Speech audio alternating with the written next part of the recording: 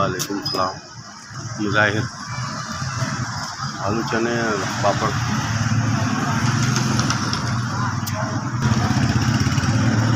ढाई 300-400 रुपये लगते हैं सारी दिहाड़ी दे ना कुछ नहीं रोला पिटना ही की करिए। फिर फालज जदों का होया वे मेरा कारखाना से जुत्तियां का मैनू फालज हो गया 8-9 अटैक होए ने मैनू मेरी बाजू नहीं काम करता आर होंडर मैं कारीगर हाँ लेडीज़ का जुत्ती का वो नहीं हो रहा मेरे को तो मैं घर के बूहे अगे रेहड़ी लाई मेरी 5 बेटियां ही ने एक बेटे के उत्ते मैं कितना वजन पावा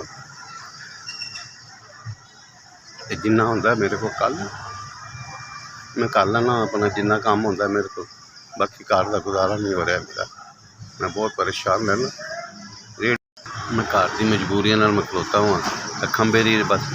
टेक ला के मैं खलोता रहना वा कमर की मैनू तकलीफ है हार्ट की मैनू तकलीफ है हर वेले परेशानी रही है ब्लड प्रेशर मेरा एकदम हाई हो जाता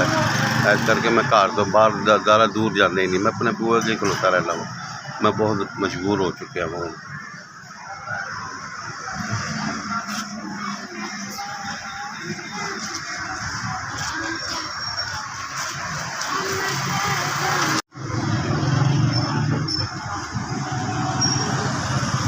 5000 रुपये मिला 5000 रुपये मैंने मिले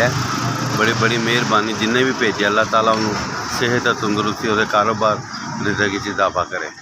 भी भेजे मैनू अल्लाह ताला उन्होंने खुशियाँ दिखाए और बच्चों को सलामत रखे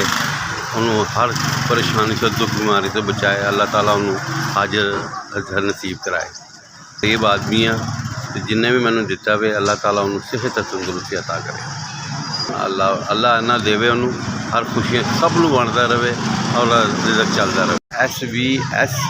5000 की मेरी मदद की है मैं सलाम करता।